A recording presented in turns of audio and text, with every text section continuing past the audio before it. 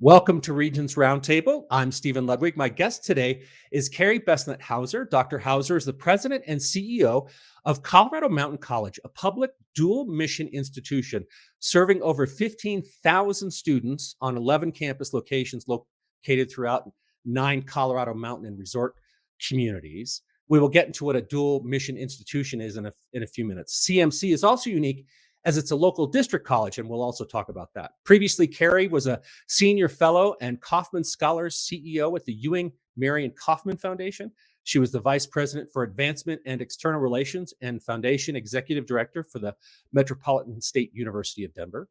She was the vice president at the Daniels Fund and the assistant director of state relations for the Western Interstate Commission on Higher Education. She's also a former gubernatorial appointee to the Colorado Commission on Higher Education.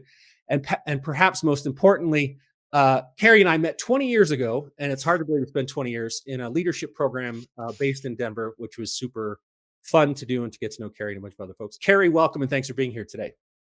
Happy to be here. Thank you. All right, well, let's just jump in. You earned your PhD in higher education from UCLA, and you've been working in the higher ed space for the past 25 years. For regents and trustees, what do you think are some of the big trends in higher education that you think they should be paying attention to as they perform their board duties? Well, I think, probably the most obvious one is just sort of the historical arc of higher education. Higher education was sort of originally a meritocracy. It was designed to, train males and those going into the seminary or similar. And, fast forward 200 or 250 years, however much that is, it is completely sort of the opposite. I think most would argue that post-secondary education or higher education, uh, there should be a place for everyone. And I think our economy and the sort of training needs and sort of workforce demands, training, skills that are needed in sort of the modern workforce really require that everyone get a bite at post-secondary education. So sort of that equalizing sort of the playing field, so to speak, is really what higher education is now. It is not to keep people out. It is to figure out a way to bring people in, and that's sort of the beauty of the constellation of the higher education system, is that there are different places for different people. And if we can, and I think we're going to get to this in this conversation, if we can sort of set aside the hierarchy, I think we would do a lot better. But I think that is one thing that I would say to trustees and regents is that we, we've got to stop sort of talking about this as an arms race. This is about a population that is changing drastically. It is about a population that doesn't look anything like those that would have participated in higher education sort of in its early years. And I still think that we're stuck in some of that thinking when we think about what college is and who college is for. So basically, examine some of the assumptions I might have as a trustee. And what I really like, what you're sharing, and it's a passion that I share, is this mission driven thing that higher ed is supposed to do. You mentioned, it's not meant to keep people out, but I'm rewarded, me being whatever institution I am, for who I exclude rather than who I let in. So that's a very interesting thing for trustees to wrestle with. It's like, what is our mission? How do we serve? What are we really all about? I really like that. As a college president, so shifting gears a little bit, but if I want to think with you, if I want to be your strategic partner as a board member, what are you worried about? What's keeping you up at night? Well, it ties back to some of the things that I just mentioned. I worry about that those who are not in this environment or don't feel like it's a welcoming place for them. And I think coming off of, this pandemic, there's no better time to say we rethink everything we do and how we do it, because we had to on a dime. Within weeks, we had to completely change sort of an enterprise that had been, has been very resistant to change. We are, and I'm a product. I will say I'm a product of what I would describe as fairly, traditional research one. We're going to get to that a little bit later. Research one universities, tree lined, residential, all that. And it's just not what most, a vast majority of learners or people that interface with post-secondary education or higher education institutions, that's not what they experience. But I think our default still and mine too sometimes. That was what my experience was. But I think we default to that, and it's going to take time to sort of re-engineer our thinking as to what a college student is, what they look like, what they bring to the table, what their resources are, what their backgrounds are, what their cultural identity is, whatever that is. I think that's unique. And we saw something fairly unique during the pandemic, and I think other open access institutions did as well. Although I think it was fairly much across the board, unless you're one of the kind of the top 5 or top 10 sort of elite institutions in the country. And that is that we actually lost males. And males, my entire background and my sort of doctoral research was around Title IX and gender equity, and it was focused at the time on sort of women, obviously, kind of equalizing the playing field for women. And I think one of the things we also don't do very well is that we don't sort of recognize the unintended consequences of bringing more people in. Sometimes that means it's a zero sum game and it excludes others. And I think we're in a place in this country right now where, if one segment of the population sort of gains ground, that somehow it means that others have to lose ground. And my position has always been is there's a place for everyone, and post-secondary education can be sort of a growing pie. It does not have to be a zero-sum game. I think, we'll probably get to this as well. I mean, I think the sort of financial model for higher education in Colorado is sort of at the top of the list, is a zero-sum game. And so we sometimes have to do what will be financed and what potentially will bring resources to the institution versus what really actually the marketplace needs, what communities need, what learners and students need. So those are some of the things that I sort of wrestle with. I don't know that they keep me up at night. I mean, as any president would say to you, probably, I worry about, student mental health. I worry about getting the call that we've lost a student, in whatever, tragedy that that might play out to be. Those are things that I certainly worry about kind of on a day-to-day basis. And the macro, I just worry a little bit about that we don't talk about the sort of right things, and that we don't wrestle with some of the things because we're so resource driven. And it's about, how much is the legislature going to fund us? How much, resources does the state have? What are we going to be able to do with the resources that are provided to us versus how do we find a way to have either the luxury, the latitude to say, what is it that we need to do? And then how do we do it? And what's the basis for the, because my concern is, what do we need to do? Well, you know what we need to do? We need to go up in rankings. You know what we need to do? We need to be better than the school down the street. You know what we need to do? Some sort of thing that you're talking about, that zero. I have to beat the person in order to get the scarce money, right? So how do we make sure we're focusing on the right stuff? Well, to the extent that's possible, to not focus entirely on an enrollment driven model. I mean, that's what it is, right? An FTE, a full time student equivalent for at least public institutions, most often is what drives funding.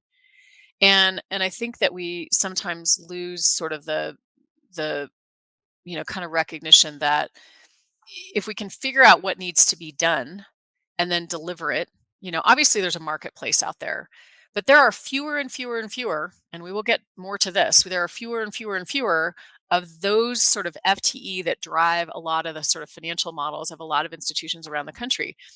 High school graduates are declining. You can look at it in any way, shape, or form.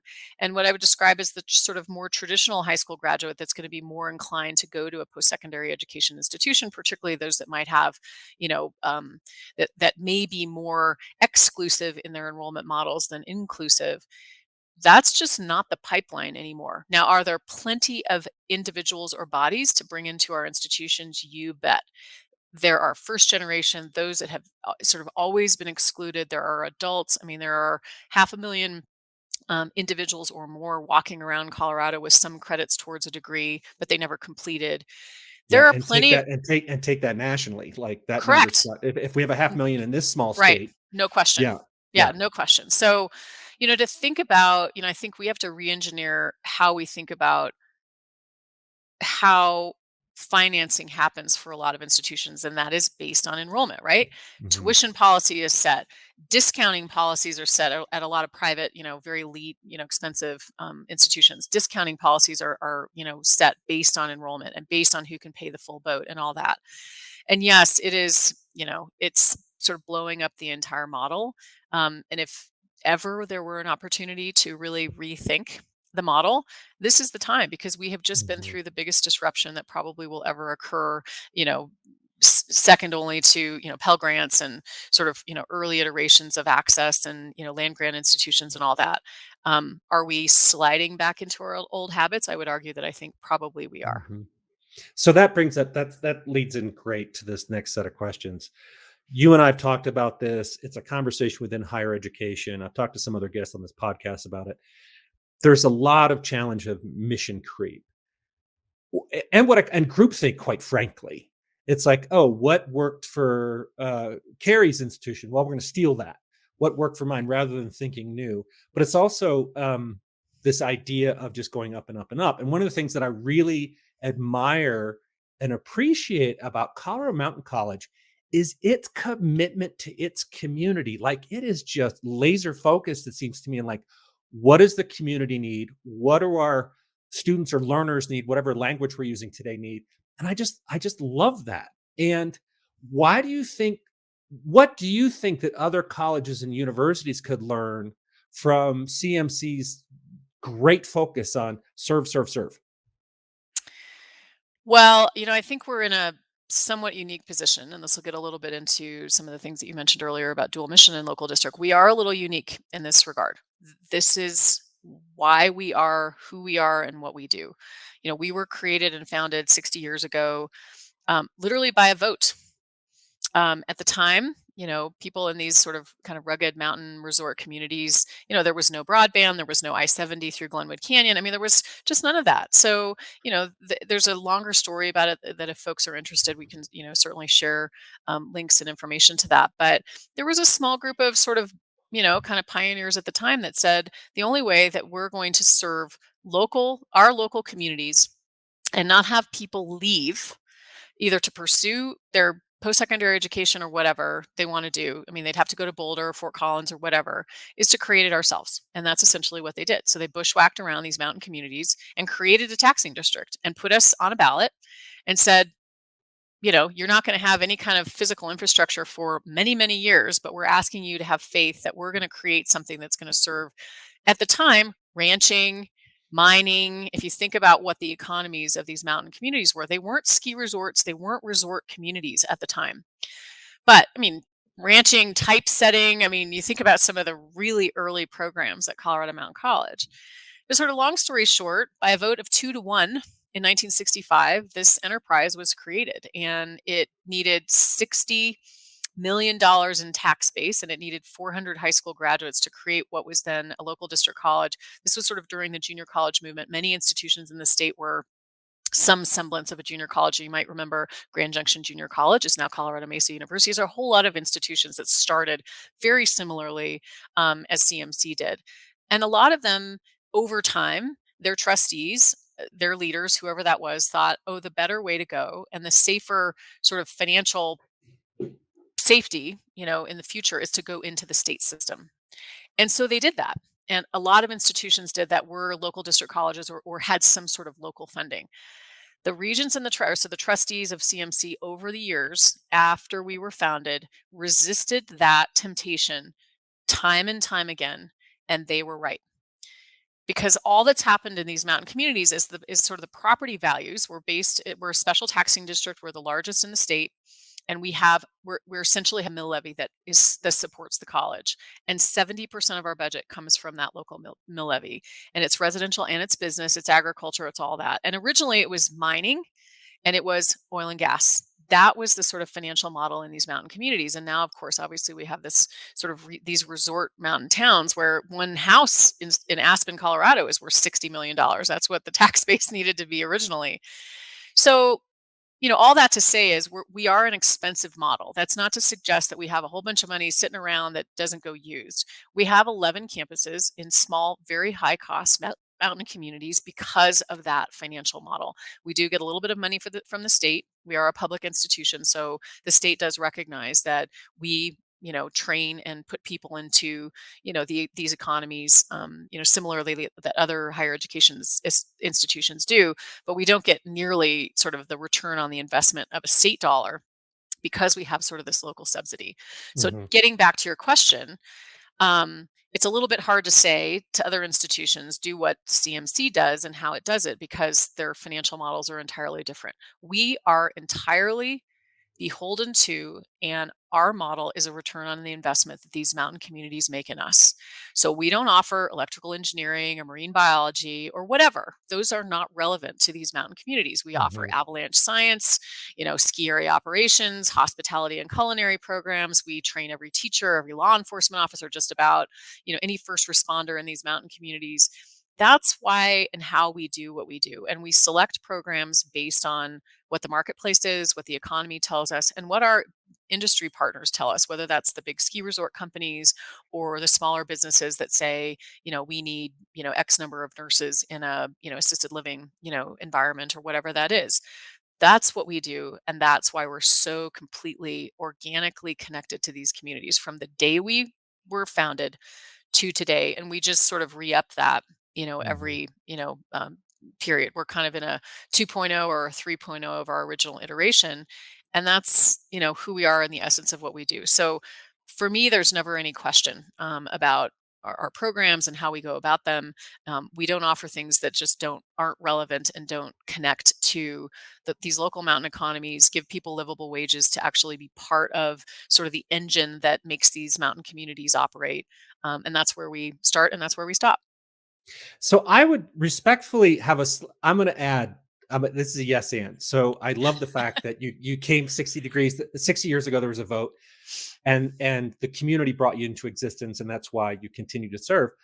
My experience from any public institution is we brought that public institution into existence to serve the public. Now, I'm a huge fan of liberal arts and I'm a huge fan of some esoteric stuff because I think there's a place for that. And I think there's a place for that in public institutions.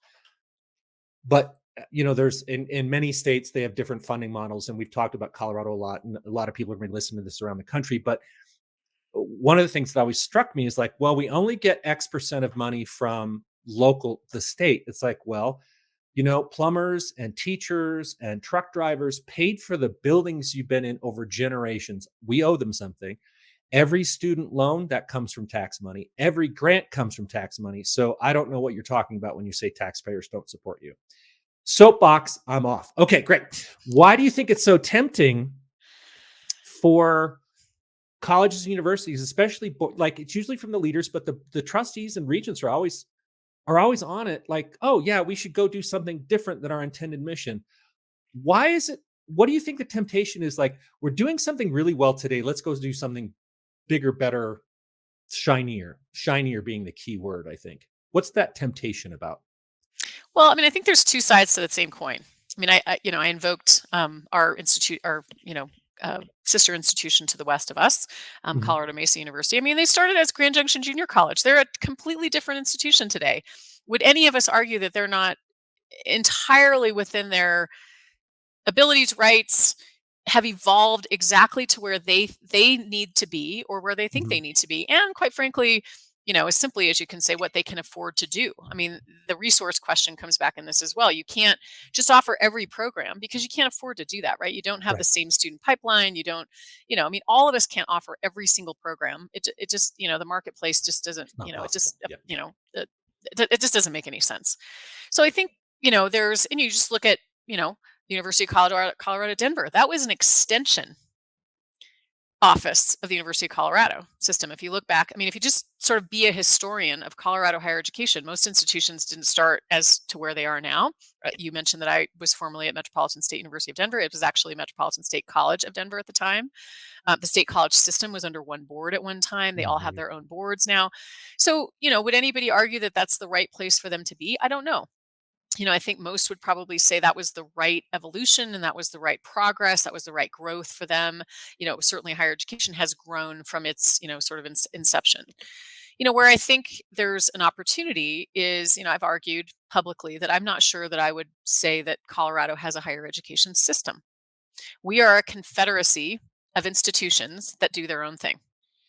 I think And I think that's most states would have this exact same conversation. Please continue.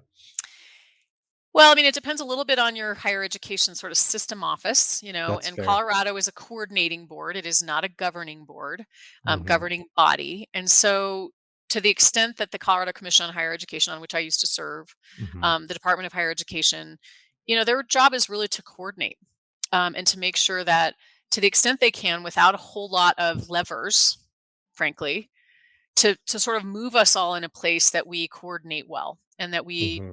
to the extent we don't duplicate, that we don't duplicate. Can they prevent us from offering new programs or making the case that we should do that? Probably less so than if it was sort of a stronger form of a governing board. And I'm not sure that Hmm. I'm advocating for that necessarily, but you've got, however many, governing boards in the state of Colorado that go with all those institutions. You've got three elected boards, the University of Colorado Regents, Colorado Mountain College. We're a taxing district, so we have an elected board as well, and Ames, which is in Greeley. Those are the three elected boards. All the rest are appointed by the governor. And so you got a lot of folks pulling in different directions. And I think, you know, every benefit of the doubt, I think they're trying to do the best thing that they can for those communities. And a lot of those regional institutions became, quote, universities 10 years ago, call it. Um, they've offered different programs, they've gone into master's degrees or PhDs or whatever. I do think that there's a point at which, as long as you're stopping doing some things, there should be latitude to add or to evolve. I said at the founding of Colorado Mountain College, we offered ranching and typesetting, not relevant. I mean, ranching, perhaps agriculture, different type of sort of kind of programming and sort of the agricultural field is probably appropriate. But a lot of institutions, if you looked at what they offered 50 years ago, not they're not even, it's not even part of the economy today. I mean, those jobs have either they were manufacturing oriented or industry oriented, whatever they were, and we're now in a completely knowledge based economy. I mean, what we offer and how we offer it and who we train and how we train it has evolved and has Right. changed. And so I think fundamentally there is some opportunity for mission to evolve as well. Should we all be doing exactly the same things exactly the same way? No, I don't think that's a really healthy marketplace. What? How do I like? You're absolutely right. A lot of the colleges we and you and I both know Colorado best started as 2-year colleges for teachers. There's a number of those around the state, and they evolved to meet their community needs. Mhm. Colorado Mountain College, you articulate it really well. You evolved to meet your community needs, as you should. And so, how do I, as a trustee or regent, or a lawmaker, or a donor for that matter, distinguish between this is a really good natural progression of how we should serve versus this is mission creep? How do I make that distinction, because my leaders are going to go, no, it's how we have to go to survive. We have to become more exclusive. We have to go up in rankings. We have to do more research because. Yeah. Well, it comes back to resources a lot of the time, and I think, if you're really looking at a return on investment, I mean, part of it is you're really listening. You're not just adding programs or evolving for the sake of evolving, and sort of the arms race, as I mentioned. I mean, I was a student of Alexander Aston and Helen Aston at UCLA. I mean, that was all what it was, is the arms race, and sort of, kind of how do we all, sort of that resource model, and how are you in USA, you know, the USA rankings, US News and World Report rankings and all those things. And so I think, as sort of humans, we're inclined to be competitive. And I think institutions are the same. It's no different with banks or hospitals or whatever. I mean, I think that there is something to be said for a healthy competition because it makes us all better. The question is, if you're University of Colorado and you're offering marine science because you think that you need to, you know, match up to the University of California, Santa Cruz. I mean, I don't know that that makes a whole lot of sense. So, what does the marketplace say? Who do your industry, what is your industry leaders, what do they need as well? I mean, you look at a lot of institutions that have added different programs. If you're completely in touch with what the sort of primary industry clusters are for your region, you know, you should evolve. I mean, you should have an opportunity to add programs. It also comes with, what do you stop doing? I mean, I think that's the other piece of this. And I think that's sometimes really, really hard. Um, you know, a lot of times the headline is an institution saying we're going to discontinue or we're going to grandfather out X program. You've got faculty in those programs, you've got students in those programs. Those are hard things to do. So as long as there's a balance in the conversation of how do you add, how do you evolve? It's also what do you stop doing and how do you do things differently because the world has changed. I mean, higher education shouldn't look like what it did 250 years ago. And again, we can't all do exactly the same thing the same way. So as a taxpayer of a state, any state, I think that if we think about a higher education system, regardless of where you are, and if the state's the for lack of a better analogy, the corporation, I'm paying for all my divisions to compete against each other, which is horribly inefficient. And so there's something that, yes, I completely agree. There's healthy competition. Some people, you need locally focused stuff to be located. With the expanded access of online education, we need, I think, as policymakers, as trustees, as regents, as leaders, we need to think about is some of the competition beginning to become not necessary? And each school will say they'll argue tooth and nail that they need everything they've got. And again, I don't there's no solution to this, Carrie. I'm just this is something I've thought about. It's like I was a regent for a 4 campus system, 3 of which were general campuses, and they competed fiercely against each other, which drove me bananas.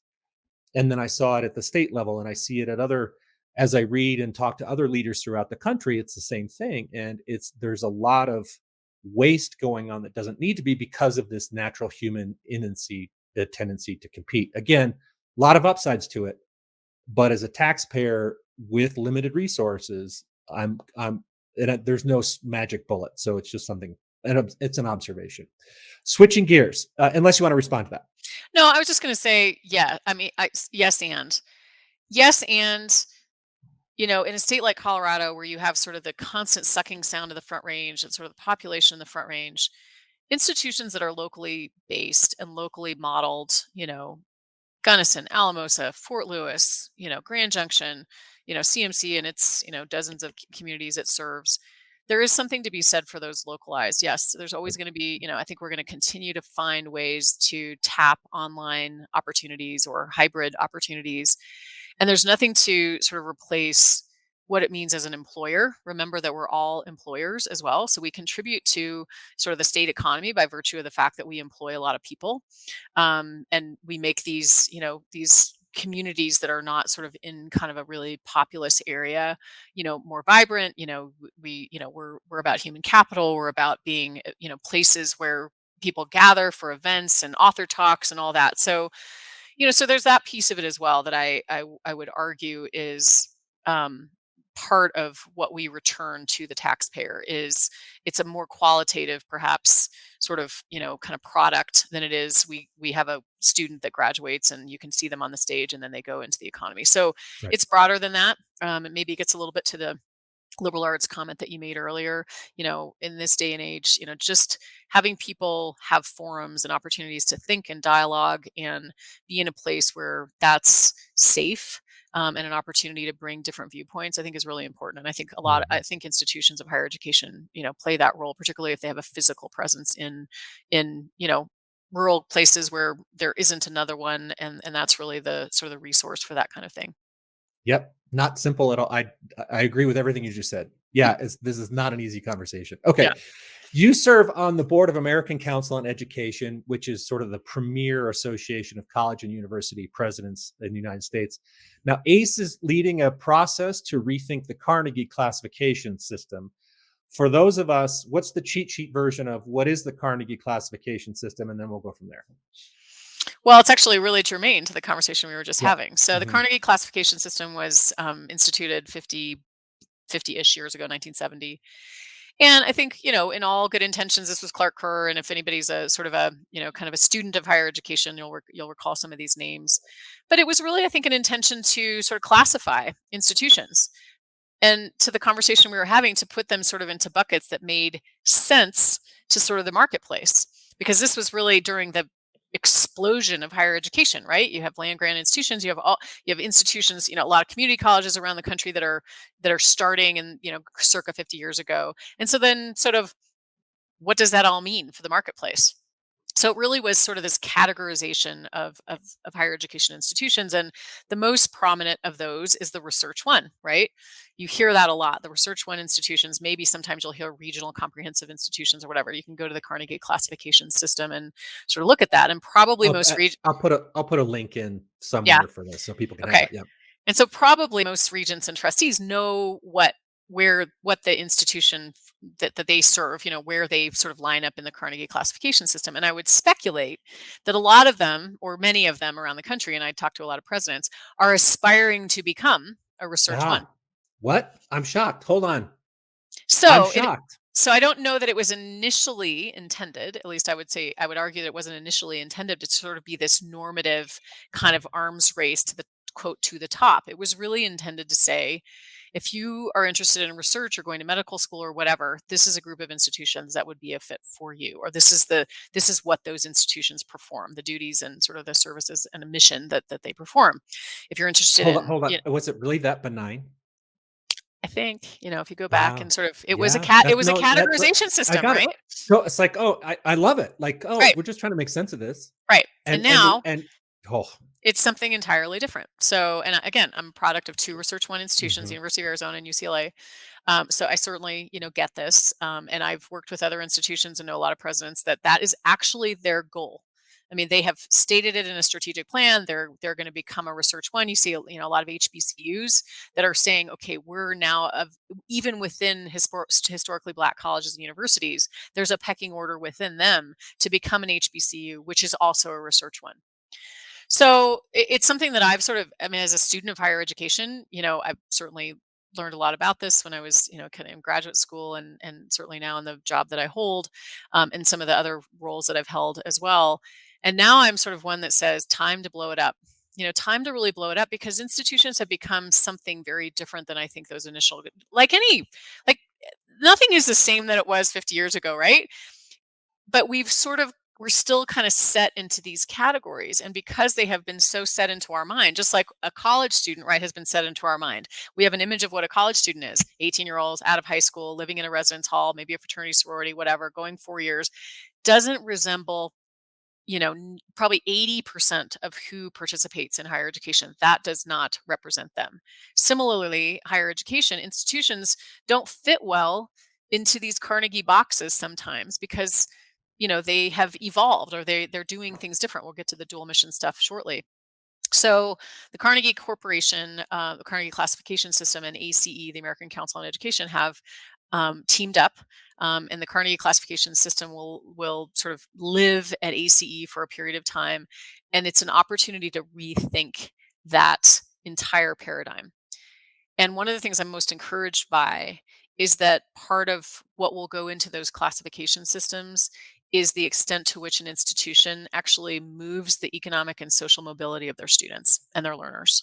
So, from input to output, what does that look like? And I think we can all argue Harvard, Stanford, Princeton, some of the most elite institutions in the country, they do incredible work. They're also bringing in the most elite students. So what the value add of those institutions are, where they take a student from beginning to end, I think is arguably probably less so than if you're going into an open access institution, a student graduates, starts a business, whatever they end up doing. They're coming from sort of a place of deficit. They're having to get up to speed on whatever that academic environment is. And to get them to a graduation podium is a huge bridge to cross. And so that's one thing that ACE is looking at in the Carnegie classification system, will look to sort of evolve over time.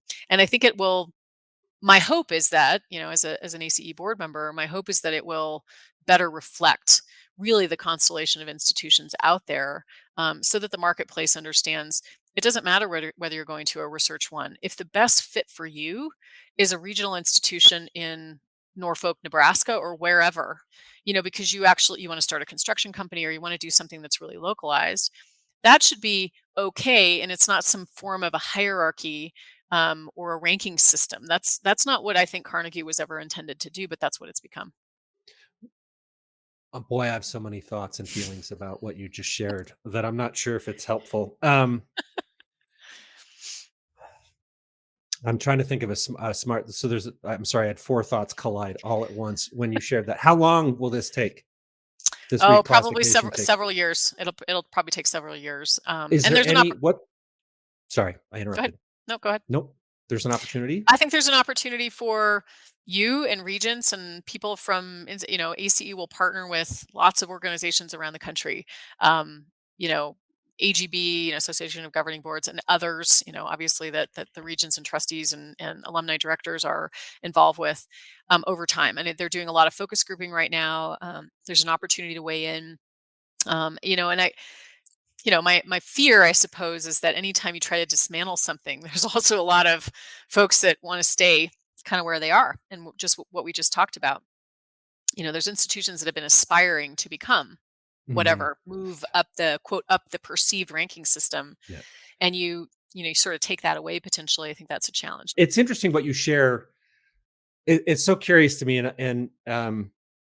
I, I'm thrilled at what they're doing, and I'm like, all right, what are the rewards to make the people you're talking to not have the same conversation? Well, we still want to be at R1. Why? Because all the like my I'll get my better job from that. I've been successful in my academic career by moving up and up and up, and this is the only thing I see. But what no one talks about that really concerns me are the opportunity and hard costs when you go. The more you increase your research and your research, I'm not telling you to carry anything you don't know. The research presence, it has a negative impact in my analysis on the experience for undergraduates because it takes all these faculty away from that, and it takes the focus away, and it takes the money away. And yes, all right, so you graduate from an R1, but as you said, was it a best fit? Did you have the best experience? Were you able to grow more as an individual? And I just see like there's as the resources shrink, everyone's has the same mental model, right, of how they get the rewards and the money to stay alive. And so it'll be curious. This is going to be fascinating to see how it plays out. And I'm wishing you the best of luck. It will be a Um, fascinating ride for sure. yeah. So we're doing great. So let me move on. You mentioned we talked about a few times. CMC is a dual mission institution and a what's the other phrase you used? Local district college, yeah, Local local district college. district. I think I figured that out on my Yeah, own as we're talking, but yeah. I'd like you to be explicit about both, please. Okay. Well, dual mission. Interestingly, I kind of discovered we CMC Colorado Mountain College does not have really a peer in Colorado, and we don't have many nationally, just because of the way that I described our financing model. It is Mhm. it is just it's just unique. Um, Other institutions may have had some form of that at some time, but not many of them do now. We operate, even though we're accredited as one institution, we have 11 campuses. We in many ways we operate like a system. One campus doesn't look like the other because they're 200 miles away, and they just have a different local economy, whatever that is. So this local district is really, we're because we're a taxing district, we actually take in taxing funds, and then distribute them out, obviously, in ways that make sense, for our students, our programs, our employees, all that. um, we have an elected board because they represent a taxing district. So they're elected from these various different mountain communities. The dual mission piece of it is, again, we talked a little bit about kind of evolution of institution, and we're in some ways exactly doing and design the way we were 60 years ago, but we're doing it in kind of a 2.0 or a 3.0 format. And that is, economies have changed.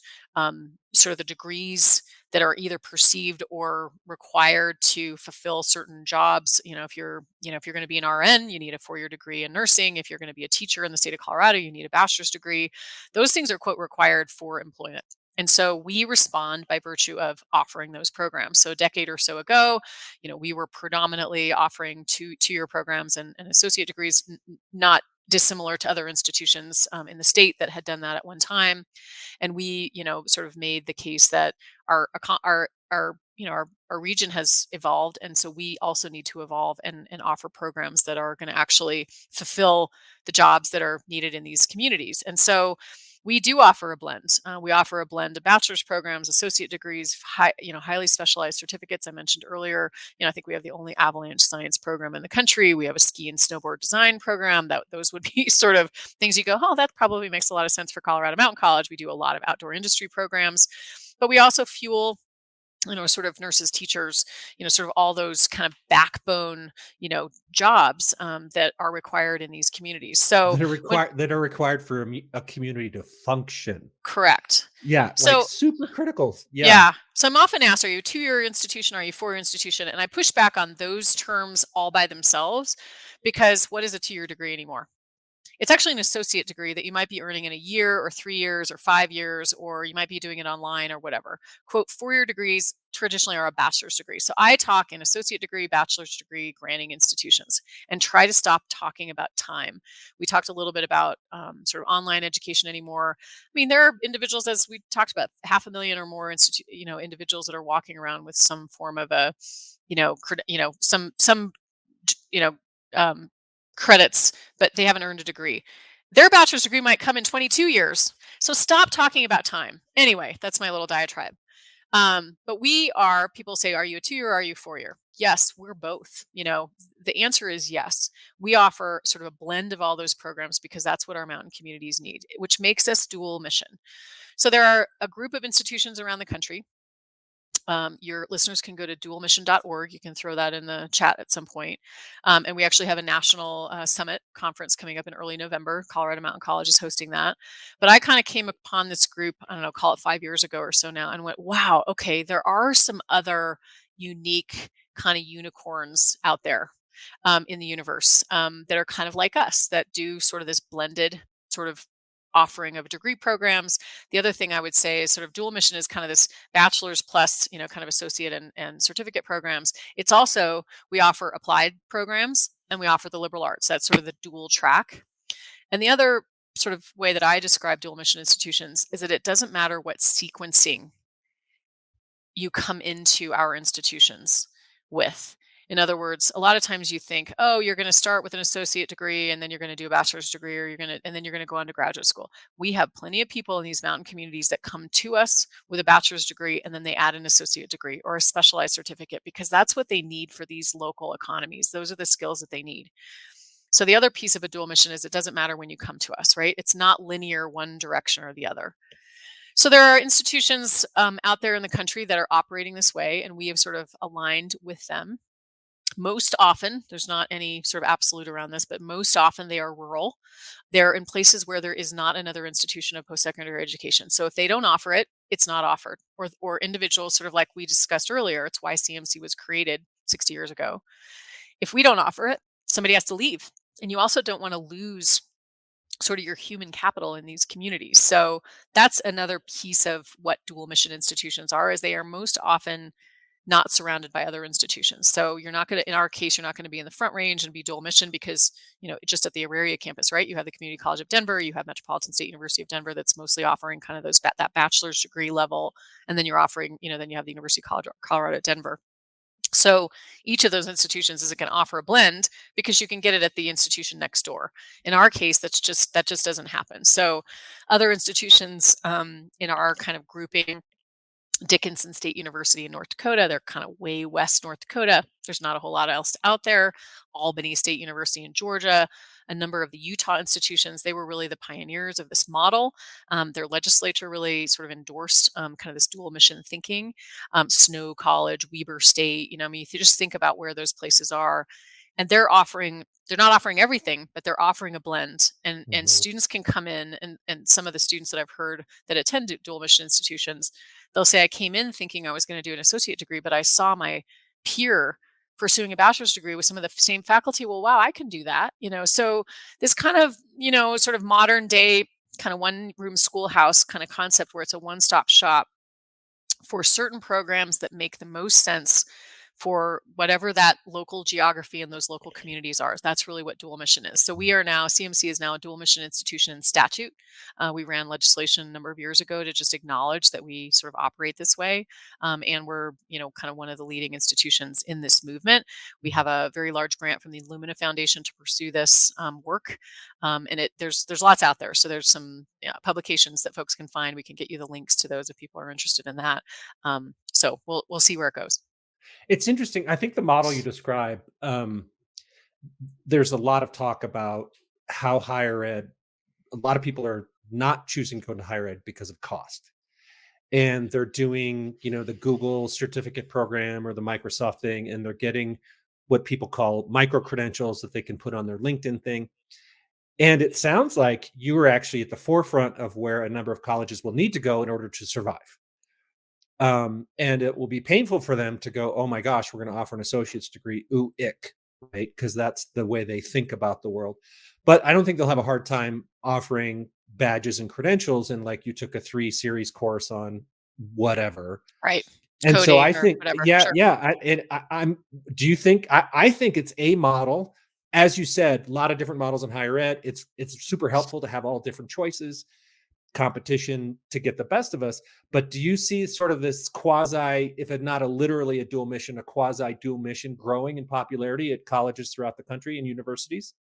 I think it depends. I think right now I would really make the sort of case that we are sort of in fairly isolated places most often. There's a few in our kind of network and our working group of dual mission institutions that are in more metropolitan areas, but for the most part, majority are not, and that's why we're dual mission. Um, I do think as institutions as quote sort of either R1s or the University of Colorado system or whatever contemplates offering shorter term degree programs. Again, I don't call them 2-year programs. I don't call them 1 year. I mean, I just don't, because I just that's a disservice to students and disservice to learners. Because if we continue to talk about time, we're not talking about competence. We're not talking about where somebody might come in to a post-secondary education institution with military training or whatever. So it's a whole nother podcast conversation, but I would certainly encourage regents and trustees to try to stop thinking in those time increments about how our higher education operates, because it just doesn't operate that way. I Mhm. mean, our customers don't operate that way, if you're going to call them customers. So yeah, I think so. I mean, our Lumina program officer who was visiting with us when he shared with us that Lumina was going to really get behind this movement, said, we think that you're really onto something, and we think that quote single mission institutions, which I'm not quite sure there are many of those, because even if you Yeah. think about University of Colorado or Arizona or UCLA or whatever, they're offering graduate programs, they're offering the medical schools, all that. In some ways they've got multi missions as well. I think in our construct, we're really talking about a blend of bachelor's degree and other sort of programs that are associate degrees, specialized certificates, whatever. We're not talking about graduate programs most often. We're talking about a blend of those undergraduate programs Mhm. specifically. So this is the last set of questions, and I really appreciate the amount of time you've given us today. One of the challenges we face in the United States is the number of Hispanic students earning higher education credentials. It's not keeping up with the current majority population, but we all know that where the demographics are going.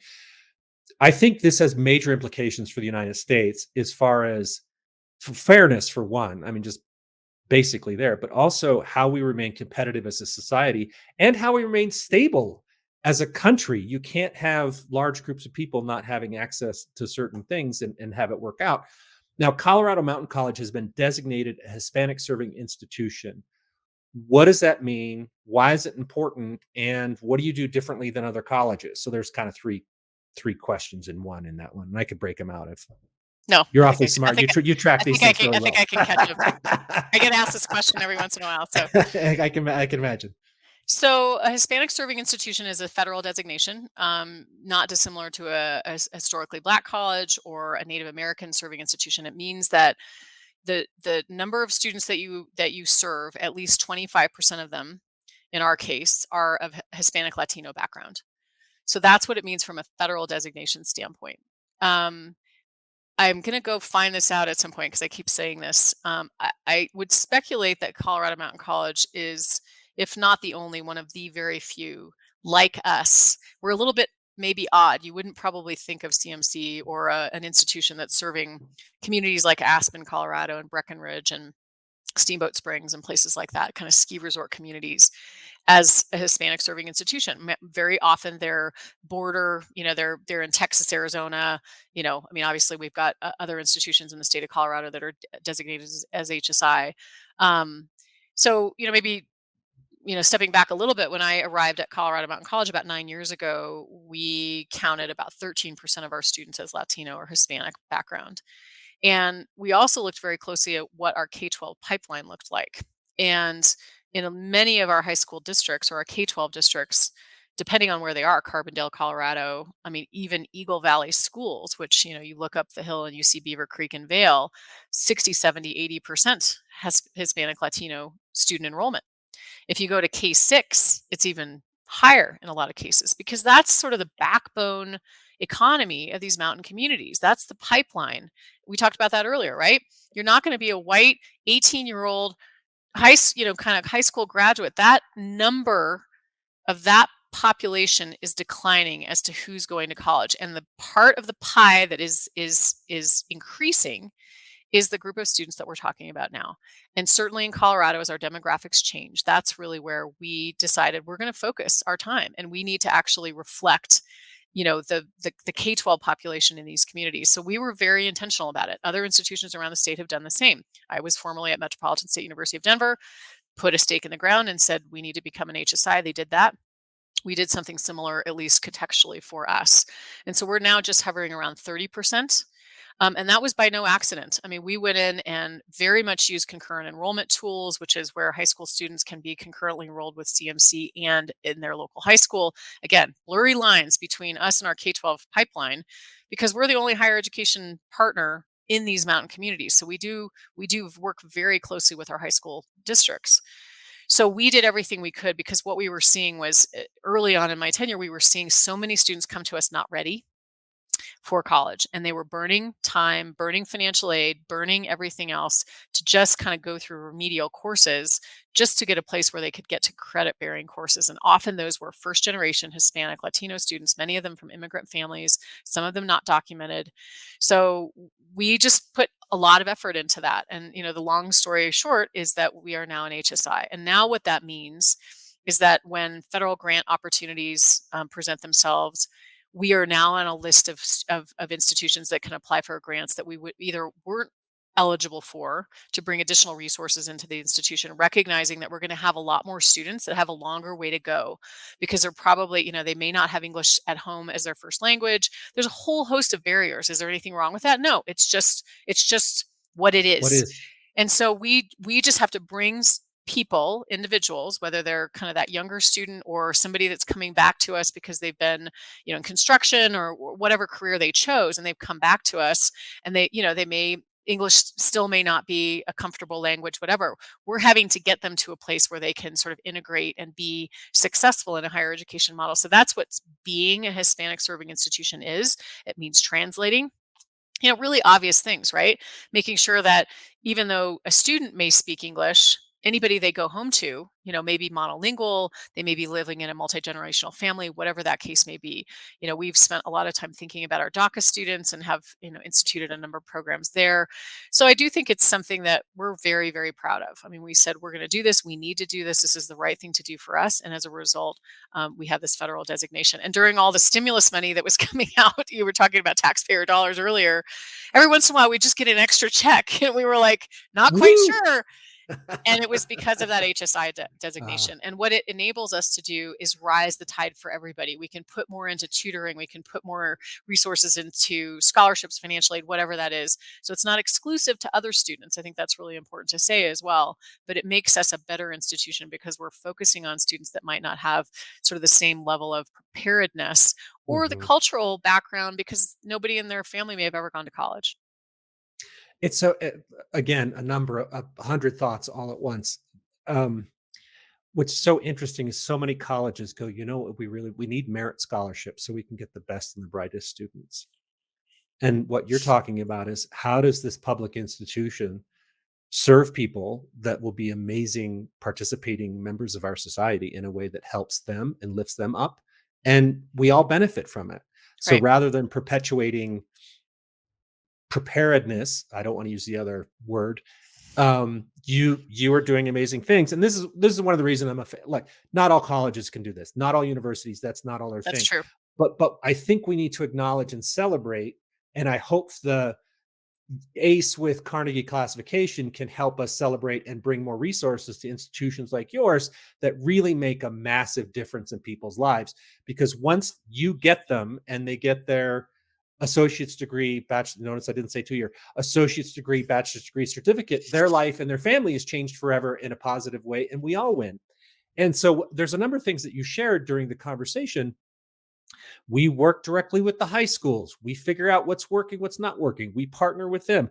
We look at the community. What are the needs? What's going on with them? We have conversations with the business community. What's going on with them? And that dialogue between the Colorado Mountain College and your community is that rich and robust thing that allows you to serve in new ways because you're open to that and that's your ethos. So yay you guys. So I'm a fan. Last question that I like to ask all my guests. What is it you like most about working in higher education? Well, I hope it's come out. I mean, for me, I'm a former athlete. I focused a lot of my time and research on Title IX and sort of it's leveling the playing field.